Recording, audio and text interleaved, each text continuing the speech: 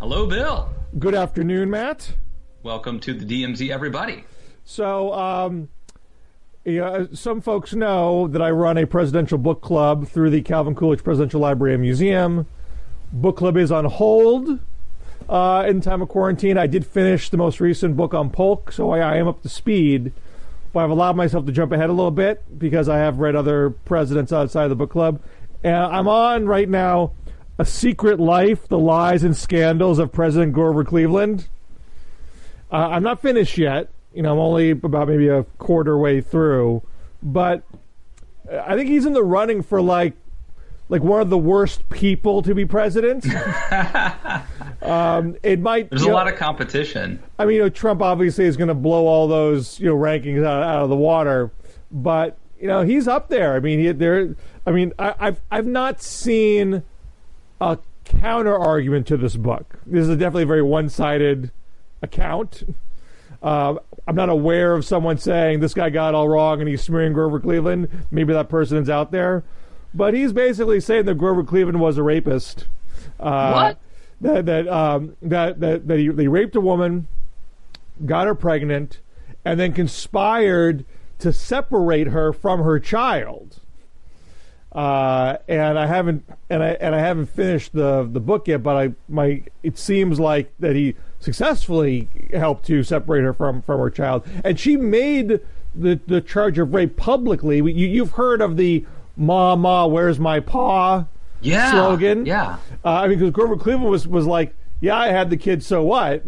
But he never copped to being a rapist. And she did contemporaneously charge him with rape at the time, but as you can imagine, was not taken very seriously. And this author argues that was a credible allegation. So somebody on Twitter said that the DMZ is Bill Scher teaching Matt about American history or politics. Off to a good start, I would say. I'm reading 1960. Okay. David Petrugia's book, and I'm gonna have him on a Zoom call to discuss. Is that out, or you got an advance copy? No, this has been out for for a decade. That's not the new one that he's working on. No. But let me tell you, I think it's better than 1920. It's really good. Wow. Yeah, you got obviously three presidents in that year, Lyndon Johnson being the other. So very interesting. Well, putting history aside, we did see some good polling for Biden this week. Most eye-popping was the 11-point lead that he had in the Quinnipiac poll. That is the best. Which is a Trump-friendly pollster, I think. I haven't looked at it, over the course of this past year. I know I did look back at the Hillary-Trump polling from Quinnipiac, and Hillary did lead every Quinnipiac poll, but she never got to 11. She was at 10 in August, which was post-convention, but otherwise was generally 5 or 6. There are some that were narrower. And Quinnipiac did not poll in November. So the last Quinnipiac, she was at 6, and that was late October. But there was definitely a narrowing in most polls in that first week of November that Quinnipiac just wasn't polling at that time. Right. When did James Comey come out with this? I mean, that was very late. Right. So there are other polls this week where Biden is leading, but not by quite as much as 11. But he ticked up in the Real Clear Politics average. He's now back above 5. He was getting a little closer to 4 before. And the swing state polling still seems to be generally favorable to him. And you have this analysis that the Washington Post published about who are the Trump-Biden voters. Who are the voters who voted for Trump, who are now saying they're with Biden now. And that was showing that there are a faction of Trump-Biden voters. It's not a huge number. I think it was maybe 9% of Trump voters. But it does help explain why Biden's doing as well as he is right now. Yeah. I mean, that seems like a small number, but that very well could be the difference between winning and losing, especially depending on what states they're in. I mean, if you're a Trump Biden voter in California, it's not so important. But we are seeing Biden do well in Florida, Arizona, Wisconsin, Michigan, Pennsylvania. I mean, not necessarily. I don't believe he's been behind in a single poll in Arizona this year. Now, that's true. The two most recent Arizona polls are by an outfit called Predictive Insights. And I've heard some folks complain that they are lowballing the percentage of white voters in Arizona. But Biden was leading white voters in Arizona in the most recent Predictive Insights poll. Now, maybe that's wrong. Maybe that's funky that he's doing that well. How come they're always keeping us down, man? How come they're always undercounting us? But in the Quinnipiac poll, he was only losing whites by 4, which would be much. Yeah, he lost. Hillary lost whites by 20. Trump was doing better than he did with Hispanics in the Quinnipiac poll. Repeat that, Bill. Trump is doing better. Trump is doing better with Hispanics in the Quinnipiac poll than he did with Hispanics in the 2016 exit poll. But if Biden's doing much better with whites, much better with seniors, he was winning with seniors in that poll, much better with independents, he was winning with independents by double digits. Trump doing better with Hispanics doesn't offset all of that. Yeah. What's the rationale for that? I just out of curiosity, I mean, is there a theory to why Trump would do okay with Hispanics? You would I think you would just assume that he would do poorly with them, but maybe not. I haven't heard of a definitive theory. There's a theory that Biden did less well with Hispanics than Bernie, in part because it's a constituency that skews young, and Bernie did much better with young voters overall. Bernie had a much more robust Latino outreach effort than Biden had. I personally think it's a little overstated. Biden did win Hispanics in Virginia, did win Hispanics in North Carolina, was essentially a draw in Arizona. So it's not like he was a disaster with Hispanics. You know how he can fix this? Biden, Bush. Jeb Bush. Jeb Bush is VP. You heard it here. Bueno or busta. Yeah. I'm not sure that would fly at the convention, but there is an argument that Biden should have a Latino, that's a weak spot for him. He should have a Latina VP. He should have Cortez Masto from Nevada or Lujan Grisham from New Mexico. I don't, not that I think it would be bad to do that. I don't think it is a dire situation because Biden is doing so well on other fronts. And I'm not even sure this is going to be a lasting advantage for Trump. There was a fairly high undecided element to the Hispanic vote in the Quinnipiac poll. That could be younger voters who don't love Trump but aren't quite sold on Biden yet and will probably get there by November. So one thing I'm sort of tooling around with is it's something I think people are kind of afraid to talk about because maybe they think it'll jinx it, or maybe we've all just been chastened by misunderestimating Donald Trump. But, this could be a blowout. I mean, you could have a scenario where Republicans lose the House. I mean, not the House. Lose the farm. Right.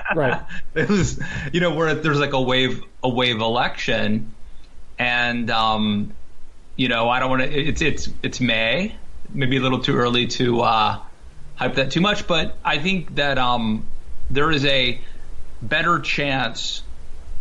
I would say there's probably a better chance for that to happen at this point than there is for Trump to win re-election. And if Trump wins re-election, it's probably by the skin of his teeth through the Electoral College. Biden has the chance, I think, to really run up the score.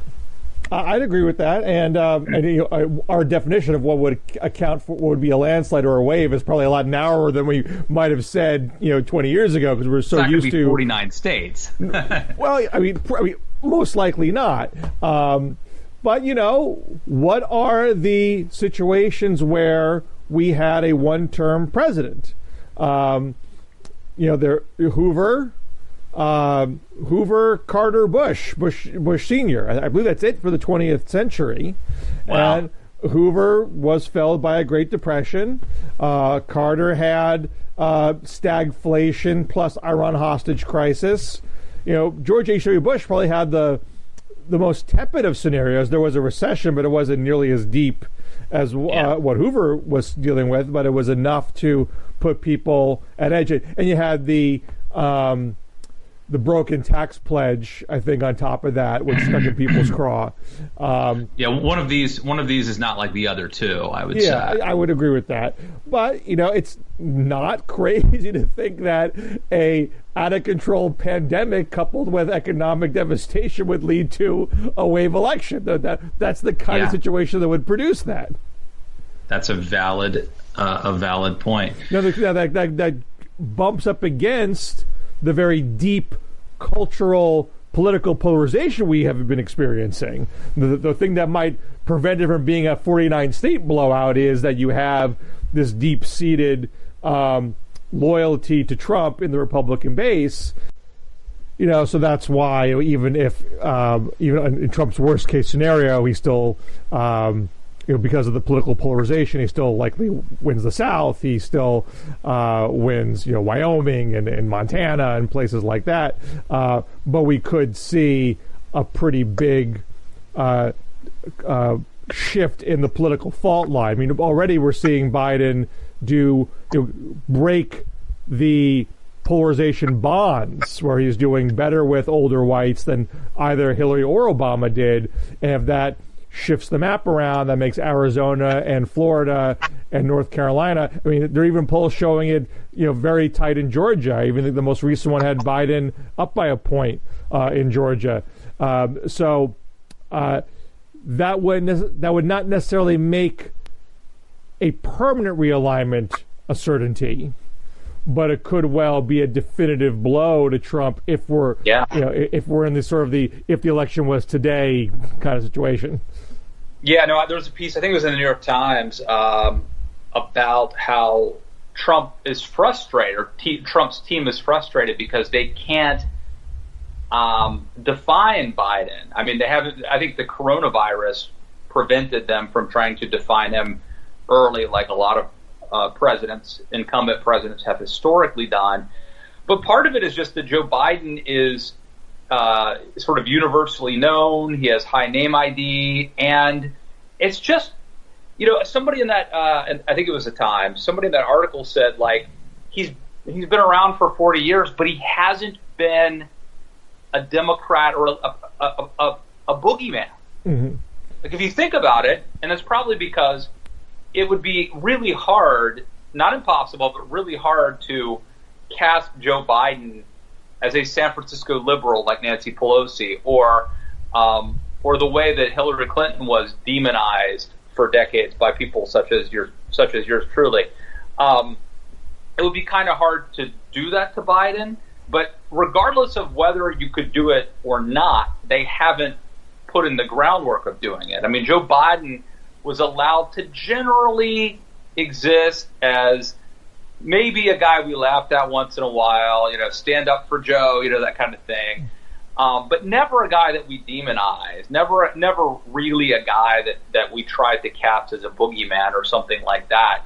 And, so I think that that's part of what this story is. I mean, Biden, for all of his faults, and he is by no means a perfect candidate, he has some built-in advantages. It's just going to be hard to cast him as Hillary Clinton. They're not going to be able to do it. I mean, I don't know if this would, solve all of Trump's problems. I mean, I think Trump has some fundamentally difficult problems that may well be, intractable for him.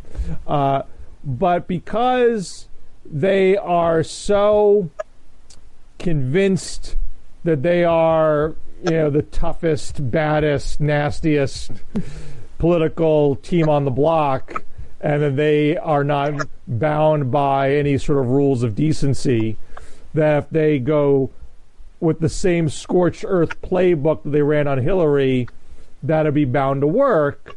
And they don't seem to have started from the place of, okay, who is Biden really? And build a negative narrative based on as much actual truth as you can work with. They're probably more prone to say things like, Biden's been in Washington for, his whole adult life. He's been part of the problem for 40 years. How can you expect him to fix anything right now? And maybe you could add on that he's past his prime. He's lost his fastball. And there are elements of that in what they're doing. And you certainly see, if you follow Trump operatives on Twitter, that their job now is to watch every Zoom event Biden does, and like any hesitation in speech, any looking down, any closing of the eyelids for 5 seconds, right, it gets blown out. I'm glad they're not watching us. I nodded off during that Grover Cleveland thing a little there.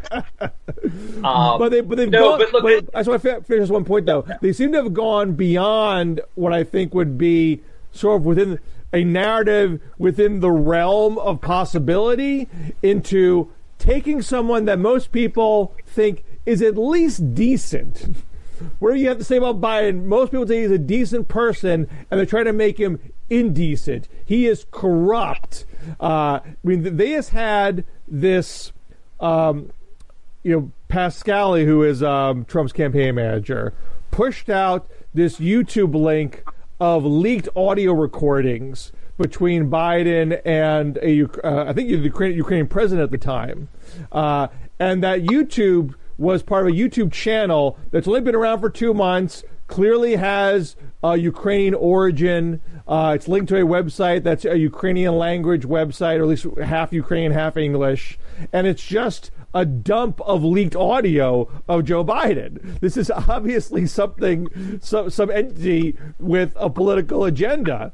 So this is totally shameless. Who cares what happened with impeachment? Who cares that we get charged with enlisting Ukrainian entities to smear Joe Biden? We didn't get convicted. We're going to keep doing it and make a new narrative, new as of late last year, that Biden is a corrupt individual. And that is wholly new as far as the Biden narrative that has existed for a long time. And that seems to be a big reach to pull off, even with all of the Death Star capabilities that an incumbent president and a wholly shameless political apparatus would have.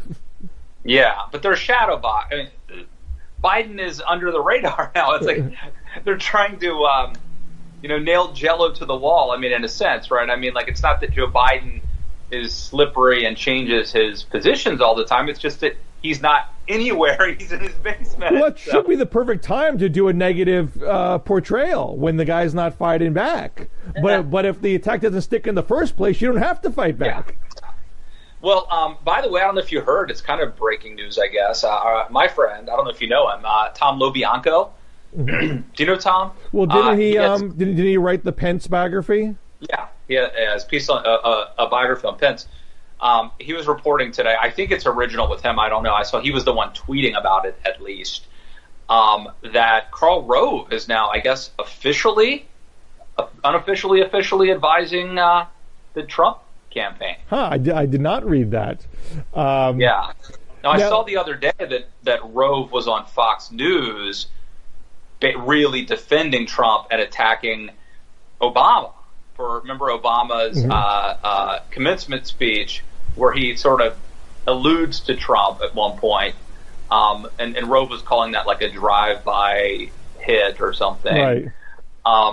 But apparently, according to Tom LoBianco at least, and I've always known him to be accurate, Rove is now advising them. So it's an interesting choice. Rove always was portrayed as the smear merchant of the Bush operation. There are all sorts of articles about the mark of Rove and stories going back to when he was with the college Republicans and all the dirty tricks he used to play. Of course, the Trump team has gone so deep in the gutter that it makes Rove look like a operative from a classier time, a nostalgic time. When Rove was in the college Republicans, it was Jack Abramoff and Lee Atwater. Right. Right. literally those were his. Those were like the people he was. Did he manage Atwater's campaign or vice versa? And I think they might have run against Abramoff. Anyway, it's pretty incestuous. And I've always been someone. I don't think I ever argued Rove was all that brilliant. You know, some people treat whenever someone wins, they become a brilliant genius or a mad brilliant genius or an evil brilliant genius. And I always kind of was very hung up on the fact that Rove went all in on California in 2000 and came up really empty. So it wasn't like he was some political mastermind. They pulled that race out of the skin of their teeth with some obvious questionable tactics at the end. But I wonder if Rove will be able to go to the Trump team and say, guys, you're being amateurs here. What you're doing is not working. Take it from a guy who won back-to-back. You need to be a little more sophisticated about this. And if he did try to behave that way, what do all these Trump loyalists, how do they react to that? Do they look up to Rove as an elder statesman or think that he's a throwback that doesn't know how the game's really played? That's a good question, and you know, who knows? I haven't read the piece yet. I've just seen it on Twitter. What the extent is? I mean, it may just be that he's having conversations with Brad Parscale or Parscali or whatever the guy's name is.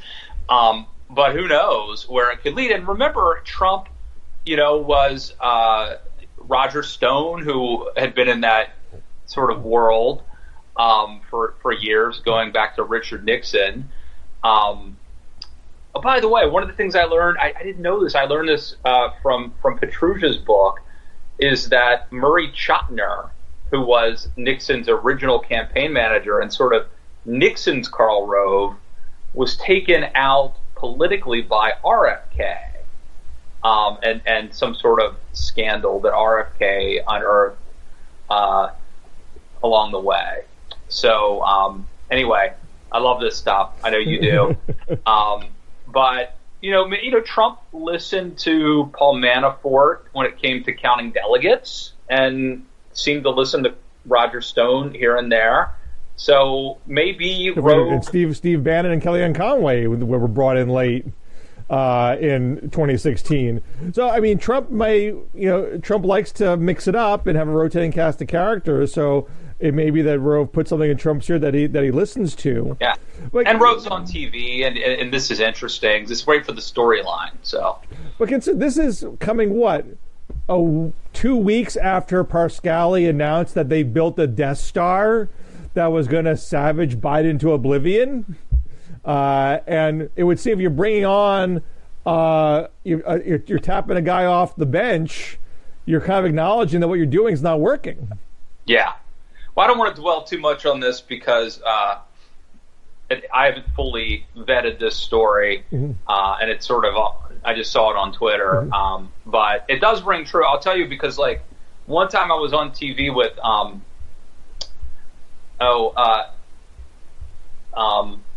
who's the guy who's like Trump's lawyer who Sekulow. Yes. I was on TV with Jay Sekulow, and he and I got into this fight, and I called him a political hack, and because he was totally carrying Trump's water, and then a couple days later, it was announced officially that he was going to be Trump's lawyer, you know? And I think he was auditioning during that segment he and I were on. He was kind of auditioning for the role, and so Rove's behavior, like recently, perked up my ears a little bit. Like, why is he carrying Trump's water so much on this? And then come to find out that, it kind of makes sense. Absolutely. I don't know where I come down on this, but when you look back at those one-termer presidents, Hoover, Carter, Bush, you don't count like Jerry Ford on that list. I wouldn't. I mean, Nixon did win re-election. Ford wasn't elected in the first place.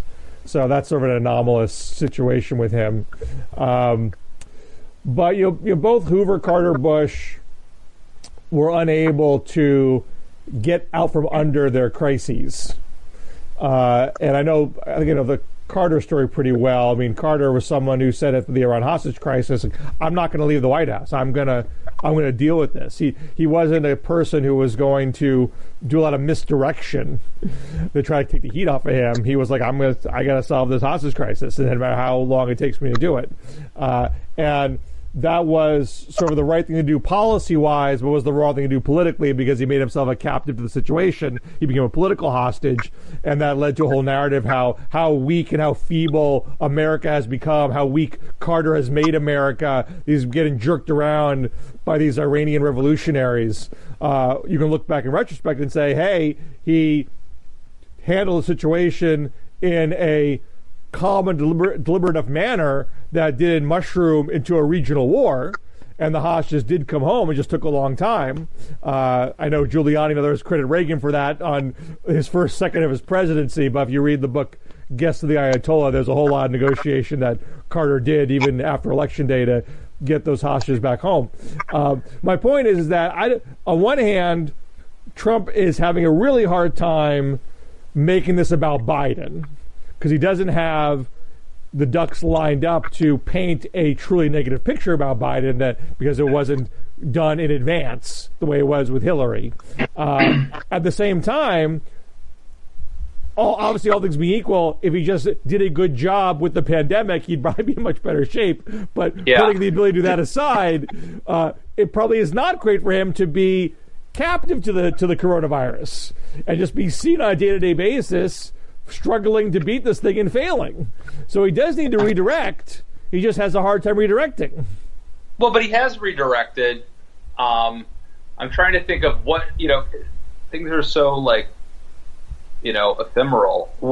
We've been involved in scandals every day, right? I've written about some of them that I read about yesterday. It's like, I mean, I know he started tweeting about early voting.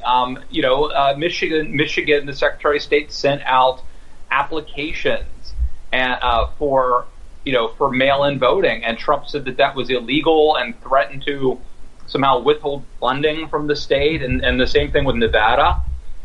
So he is manufacturing these outrages every day that people like me end up writing about. I mean, it's a big deal when the president does that, I mean, it's hard to not say that it's news, but by the same token, is he doing this to distract from coronavirus?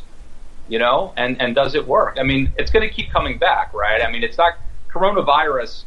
He's not going to get away with it. But if every day he gets up and says, how can I change the story today to something else, all he has to do is tweet something crazy. I mean, there's a certain method to that madness. And so, again, short of actually doing a good job, I do see the political logic in him doing that. I don't think it has worked well enough to get people to not think about the coronavirus because we're still all in our homes. Now, we're now in the midst of this kind of halting reopening, which obviously is something else Trump very much wants to bring about.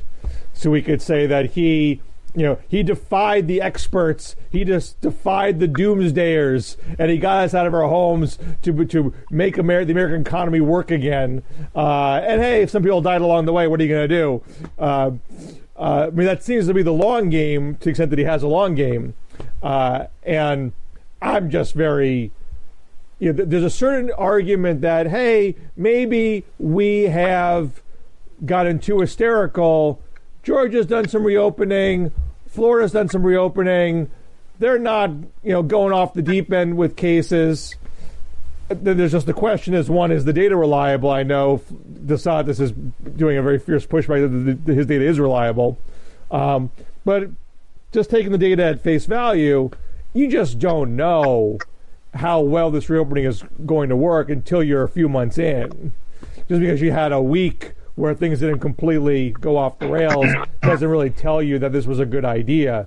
Have you had any, just anecdotally, I mean, have you had any brushes with coronavirus, in terms of people or there are people I know. Of Bill Scher? I do know people who've had it. I don't know anyone personally who has had a serious health episode, Yeah, I don't know anyone who was hospitalized personally. Don't know anyone who's died personally. I obviously know. I mean, actually, I think I've said before that my county has been kind of on the low side, but my city actually is not. I just found out today that one of my favorite barbecue restaurateurs in the area, the owner of it, has been on a ventilator for 3 weeks and on life support for 2. Oh man! That's what I know personally, but as someone who I enjoy his barbecue. So, the reopening is kind of starting to happen here. I think the parks have been reopened partially with guidelines. I've had one summer camp cancel and one summer camp not cancel, and I don't know what we're gonna do about that. So I just have a level of anxiety about what this is going to mean on a day-to-day basis, and I could see us thinking, things didn't metastasize immediately. I guess we're okay, and then guess what? A month from now, we really weren't okay. Yeah, that second wave, not even a month from now, but in fall. I mean, that second wave is really the X factor. I think is that going to happen, and that's a scary thing for me. Now you're bunkered down in West Virginia, which it seems to be one of the better states. Which seems to be in part because no huge cities, not as densely populated, maybe not a lot of international travel going in and out. So you might be a little better off, even with a partial reopening. But again, people who are in more rural areas might think they're better off, and then end up being caught in a late wave. Yeah, no, it's that's the thing, man. It's the invisible enemy too, as Trump says. I mean, you don't see the storm clouds gathering. It's like, and then also the fact that there's the delay, right? Like the 2-week delay. So it's, I toggle back and forth between feeling like we're all overreacting and feeling like we're all underreacting. So as a conservative, I just take the safest, most I think the most cautious approach is the most prudent. But well, and I would agree with that. And, part of the problem is we don't have consistent messaging from the top. Human nature is to get antsy, is to feel like I can't do this forever. Maybe I don't have to do this forever. Maybe there's a way I can be out in the world if I wash my hands enough and I wear my mask, and or maybe I shouldn't have to wear a mask. Other people wearing masks and doing that job for me. We see these videos of people getting into arguments at grocery stores and whatnot because they don't want to wear a mask. Not arguments. There have been shootings and Targets and McDonald's and Dollar Store. There have been a lot of weird stuff happening. There's a natural impatience because of human nature, but that is exacerbated because we have leadership that is fueling that side of us, is encouraging our impatience. It's funny you mentioned that, Bill, because my newsletter this week was about this topic. In 2013, I went back in 2013, I don't know if you remember this, during the government shutdown, we had 3 really weird things happen. You had the Navy Yard shooting. You had a woman who was what do they call, like the scribes in the House of Representatives, freaked out. I forget what the word is, but she freaked out and started yelling stuff and had to be like restrained and taken out of the House of Representatives. And then there was a case of a woman, I think it was a woman, somebody who like rammed a barricade at the White House. All this happened in like a 2-week period in the lead up to and during the government shutdown. And Dr. Drew Pinsky, who would go on to coronavirus infamy for downplaying it, but at the time... He apologized. Yeah, he did. At the time, Dr. Drew Pinsky hypothesized that this was a result of the government, the leaders, and even Obama, I think, not providing leadership, and people are freaking out. Maybe, and it might have been like the Republicans too, but whatever. He was saying that our leaders are not providing stability, and so people are like almost like children. If mom and dad are fighting like children, they're acting out. And I went back in my newsletter and revisited that because of what's happening at like the McDonald's and the dollar store and the Target and all these crazy instances. And I think one of the factors may be that, as you were saying, Bill, that we're not getting a consistent messaging, from the president. It just befuddles me why you would put out. I mean, there are White House guidelines for reopening. Why do you put out those guidelines and then don't encourage people to follow the guidelines? That's the kind of thing. I mean, there's a lot about Trump that I can understand, even though I don't agree with. I kind of get why he's doing it, but why put out the guidelines if you don't want to follow the guidelines? Just don't put them out. I can see him burying the guidelines. I can see there be a scandal that the technocrats made these guidelines and Trump didn't want to put them out. But why put them out and not do them? Well, I think there was a while when Trump, this really did surprise him, I think, right? And you had people like Tucker Carlson saying to take it seriously, and then other people saying, don't take it seriously. And I think he was really torn. And there's a way that, and Ross Douthat has a column out this week in the New York Times about how Trump just wanted attention. But, and I think Ross sort of alludes to this fact that, like, if Trump were really a sophisticated authoritarian, and he does have authoritarian tendencies, but he could have kind of used this as an opportunity to seize power.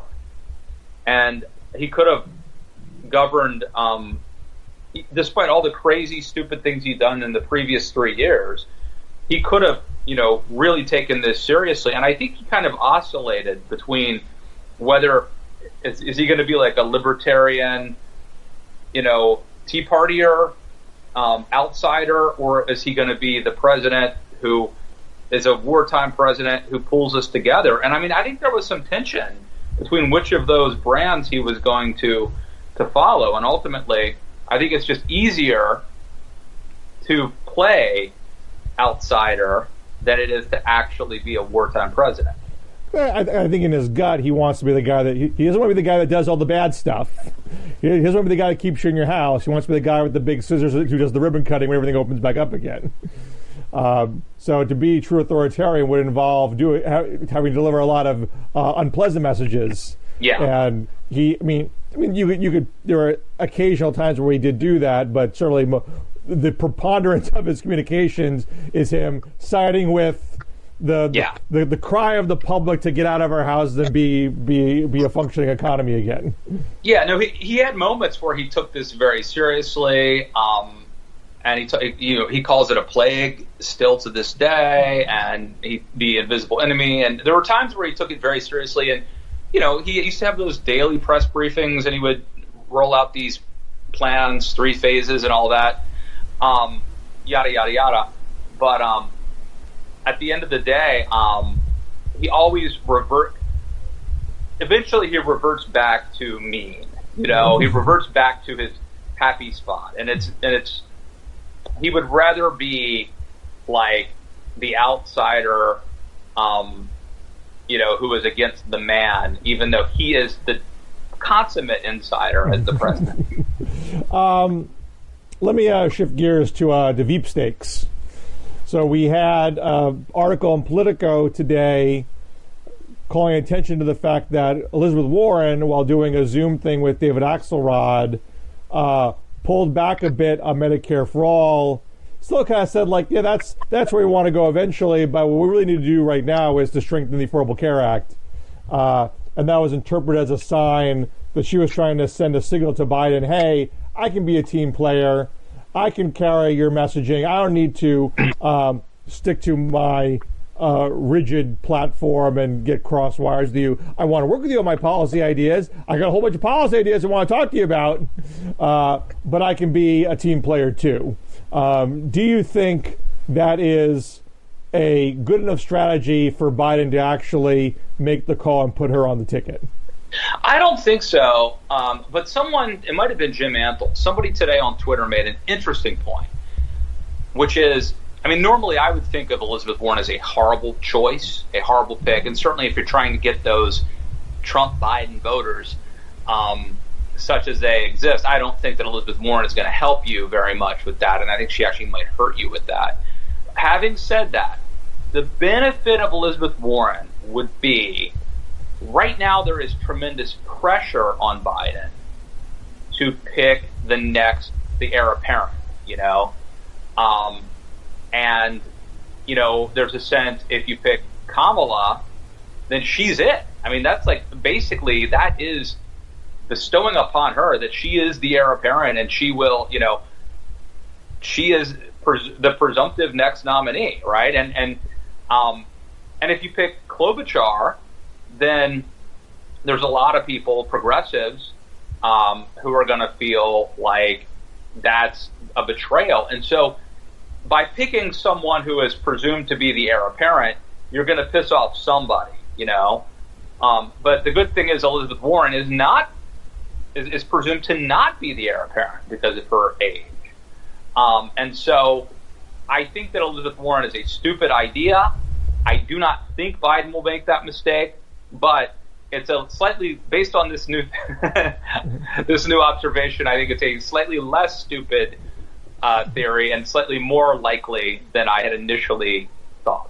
Well, I still think she will not be the pick.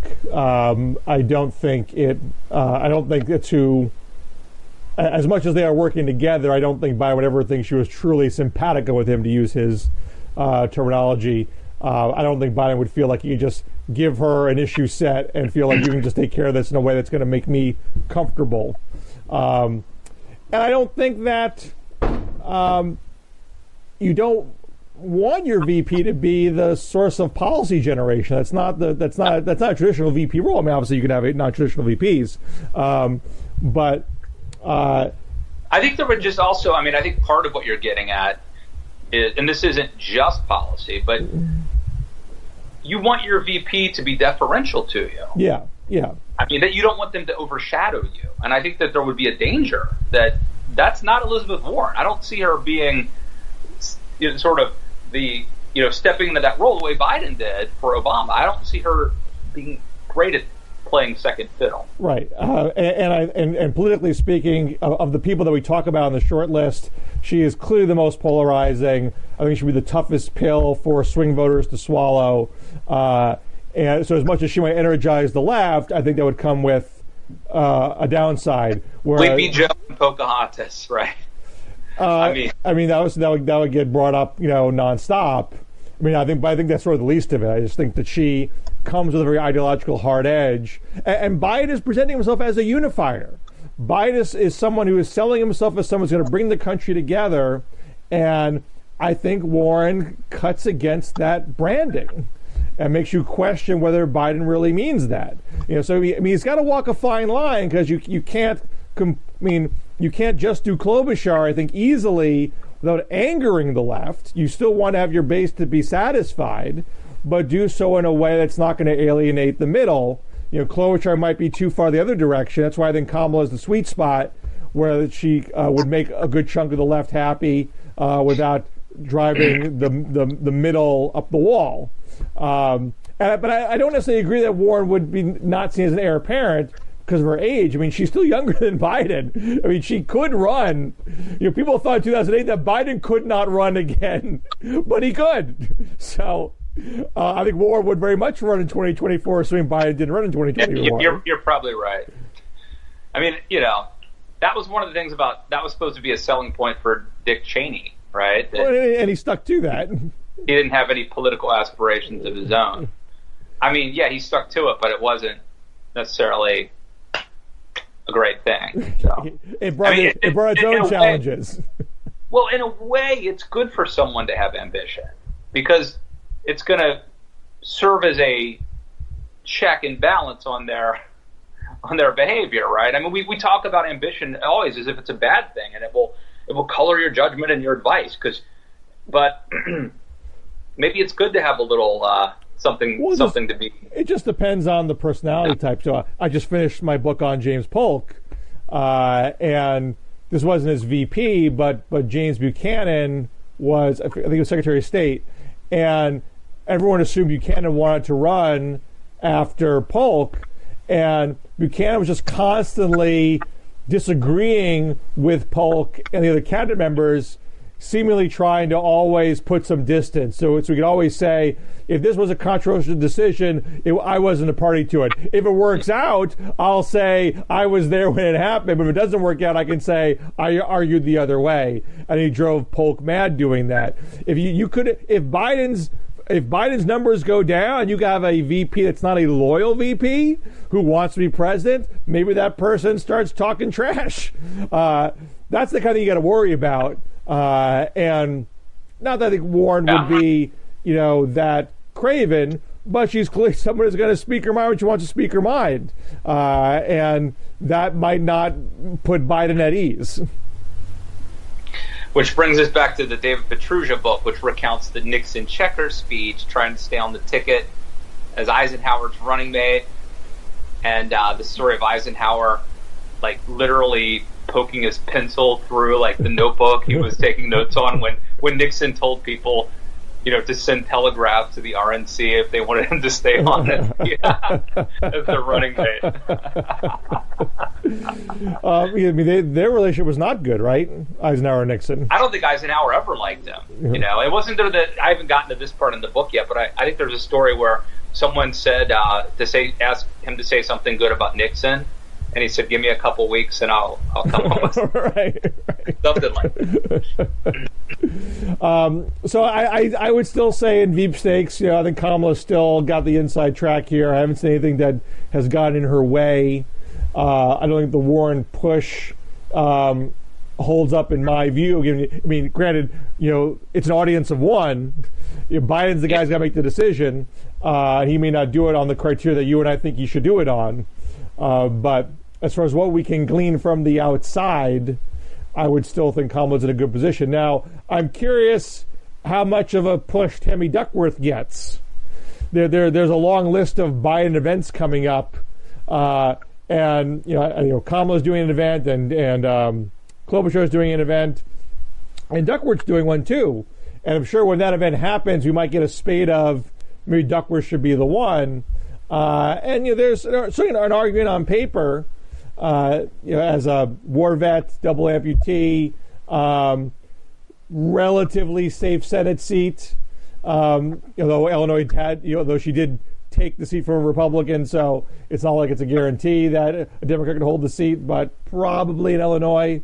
And some of them might not offend various factions, though I think the left is really not a huge Duckworth fan. She's tangled with the left before in her career.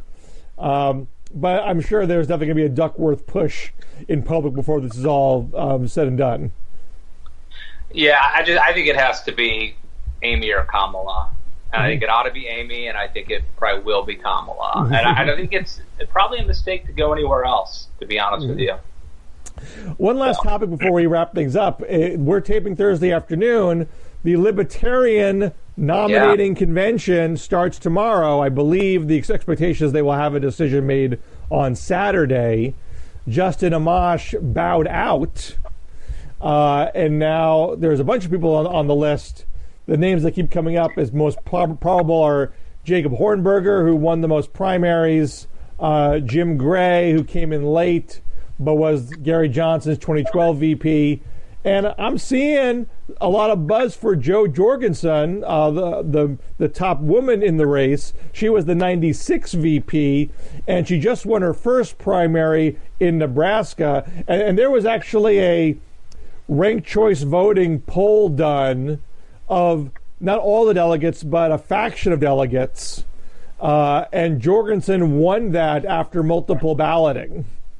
So there's some argument that she is coming up in the race. Although none of these people are huge names, none of them would be expected to do as well as Gary Johnson did, getting 3% in 2016. So it might be sort of a meaningless exercise. I've said it before and I'll say it again. This is a binary choice.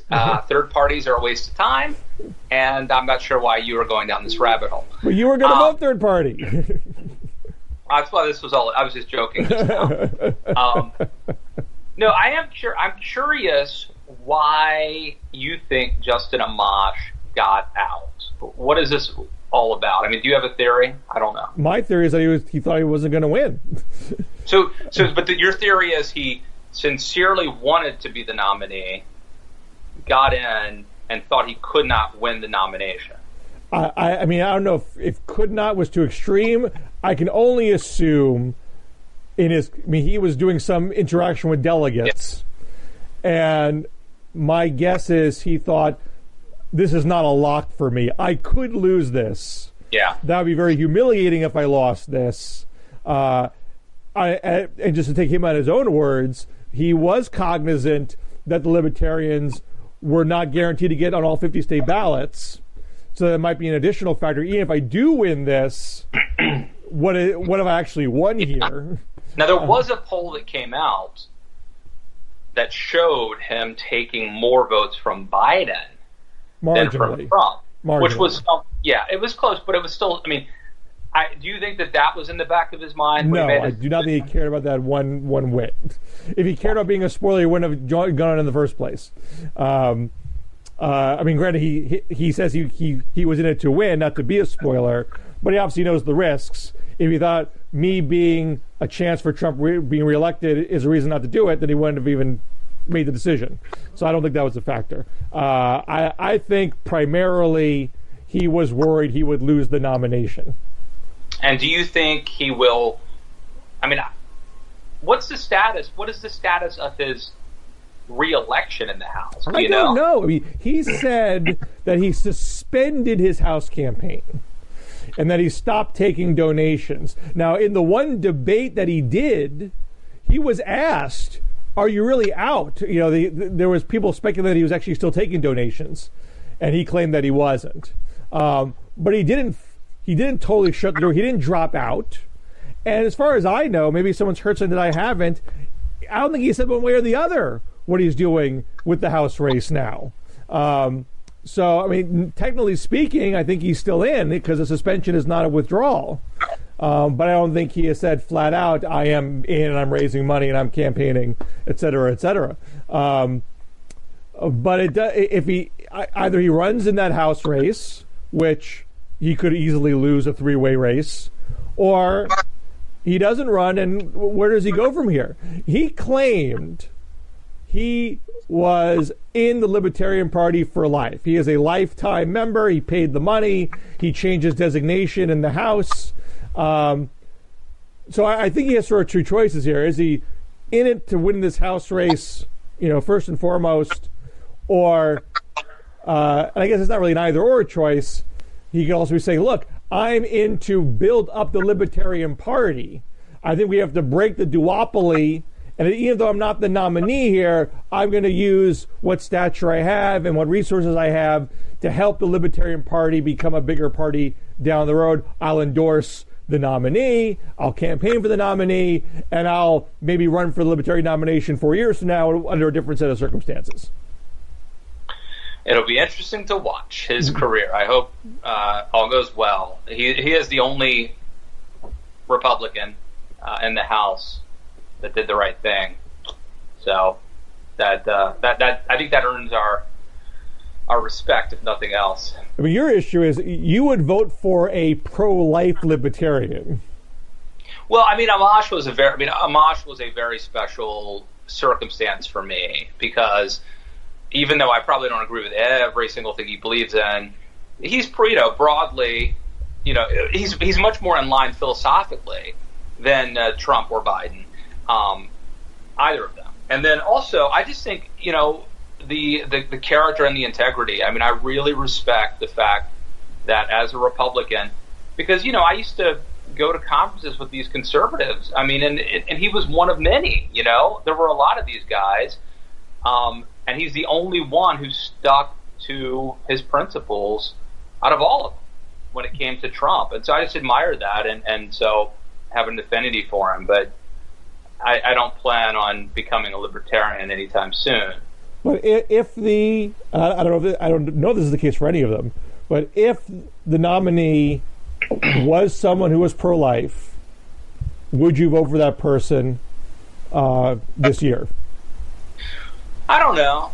I mean, I would have to, if somebody got the nomination and started catching fire, and they weren't crazy, and they don't. I mean, pro-life is an important issue, but like they would have to be right on a lot of other issues too. But I mean, I wouldn't rule it out completely. Well, I think we should probably leave it on that note. Okay. We're not going to do our Zoom this week, but apologies for that. But we will hopefully be back next week with a Zoom call for patrons, the DM Zoom, as some are calling it. Bill, I did not know that. That's a good idea. I think that's a good name. Others have dubbed it Bill and Matt's Excellent Happy Hour. But whatever the name is, we will be hopefully back next week with two conversations, one here in the DMZ and one at the DM Zoom. Excellent. So till then, I will talk to you next week in one form or another. You got it. See you, Bill. Thanks, guys.